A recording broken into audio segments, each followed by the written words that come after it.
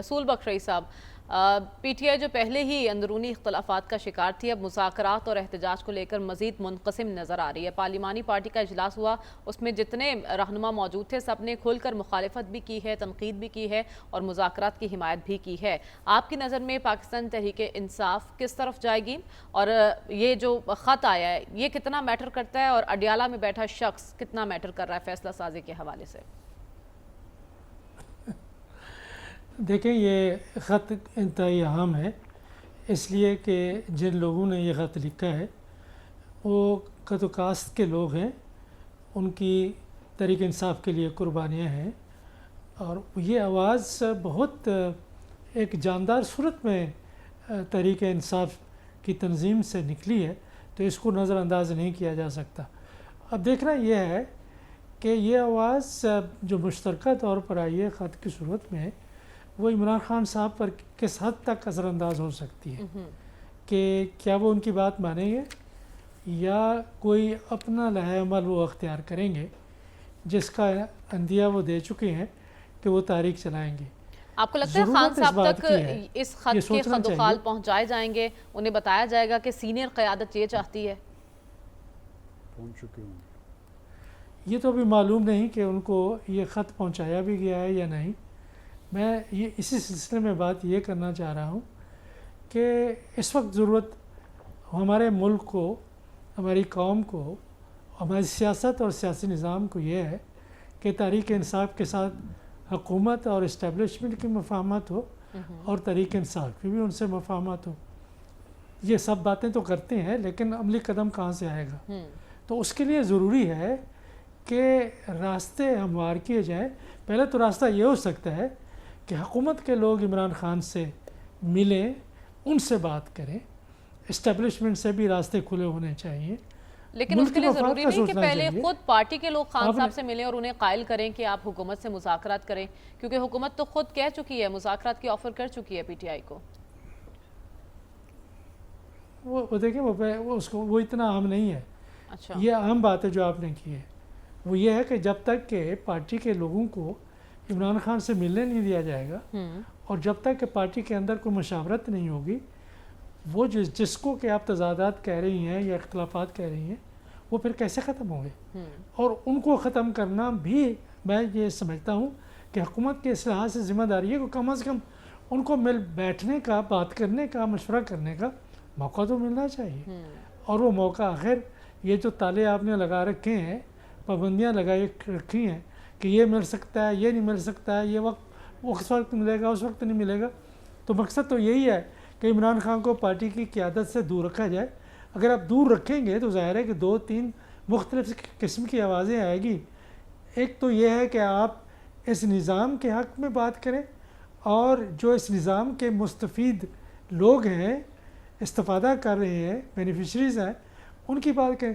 وہ تو چاہیں گے کہ اسی طریقے سے اسٹیبلشمنٹ کی بات عمران خان سے نہ ہو، تحریک انصاف کے ساتھ مفاہمت نہ ہو، یہ نہ ہو کہ ان کی جو روزگار لگی ہوئی ہے اس میں کوئی مسئلہ پیدا ہو جائے۔ میں تو ملکی مفاد کی بات کر رہا ہوں، جمہوریت کی بات کر رہا ہوں، ویسے تو بات سب بھی کرتے ہیں، تو اس کے لیے کیا ان کو ملنے بھی نہ دیا جائے؟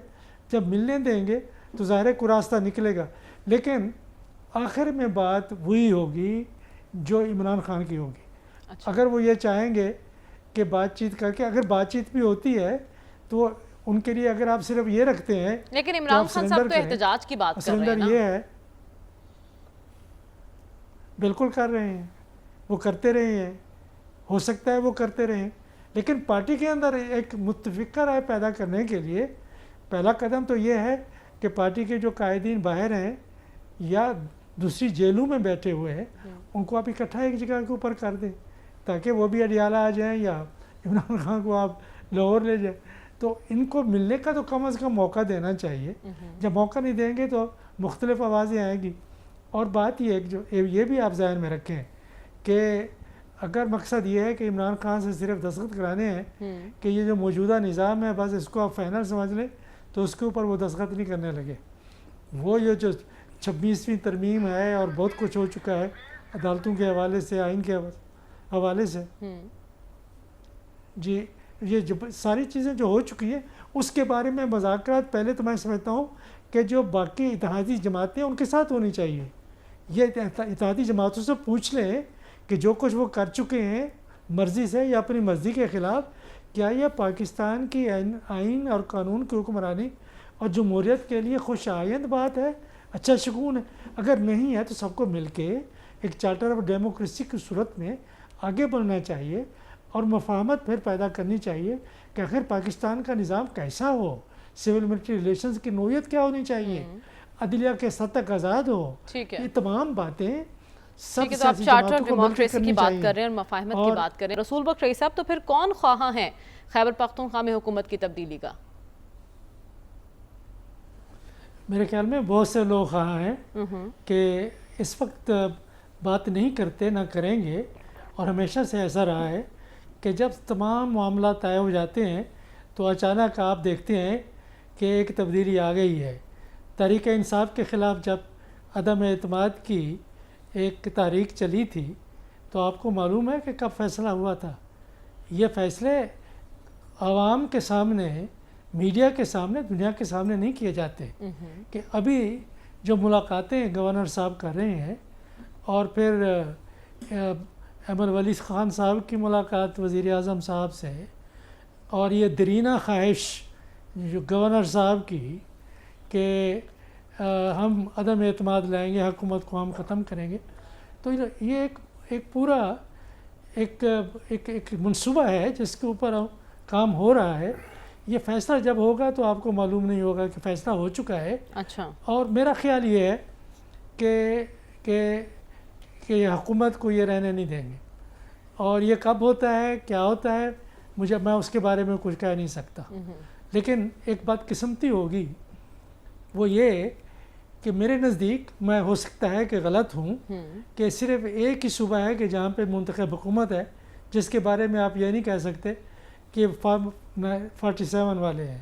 دو باتیں یہاں پہ میں کہتا چلوں آپ کو سمجھنا، ایک بات سمجھانے، یہی بات سمجھانے کی. ایک یہ ہے کہ بیانیہ اس وقت ملک کے اندر یہ بنایا جا رہا ہے کہ جو نظام بنایا جا چکا ہے یہی نظام چلے گا.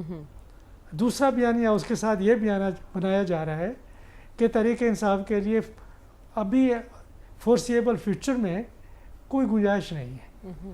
تو اس بیانیہ کے ساتھ آپ پھر کیا میسج دیتے ہیں تحریک انصاف کے ان لوگوں کو جو اسمبلیوں میں بیٹھے ہوئے ہیں کہ دیکھیں آپ خواہ ایک جگہ کے اوپر ٹکے ہوئے ہیں، اس میں آپ کو کوئی فائدہ نہیں ہے. یہ تو 10 سال 15 سال 20 سال یہ نظام چلے گا. تو ظاہر ہے کہ کچھ لوگ پھر سوچنے کے اوپر مجبور ہو جاتے ہیں کہ اگر دوسری طرف گھاس بہت زیادہ سبز ہے اور جی بھی للچا رہا ہے، تو پھر میرے خیال میں کہ اب پشاور سے یہاں اسلام آباد آنا کوئی مشکل کام تو نہیں ہے. اور کسی ایک جگہ کے اوپر بیٹھ کے سوچ بچار کرنا، کچھ دن آرام کرنا ٹھنڈے موسم میں، تو کوئی ایسا مسئلہ نہیں. یہ ایک پورا ایک ماحول تیار کیا جا رہا ہے کہ اس نظام کو نہ خطرہ عمران خان سے ہے، نہ اس کو خطرہ کسی اور ملک سے ہے، نہ کسی اور تاریخ سے ہے. ان چیزوں کے بارے میں بھول جائے. ٹھیک ہے. اور میرا خیال ہے نظام کو کوئی خطرہ نہیں، لیکن آپ کی نظر میں کے پی حکومت خطرے میں ہیں اور آپ کو یہ لگ رہا ہے کہ وہاں پر تبدیلی کے امکانات دکھائی دے رہے ہیں.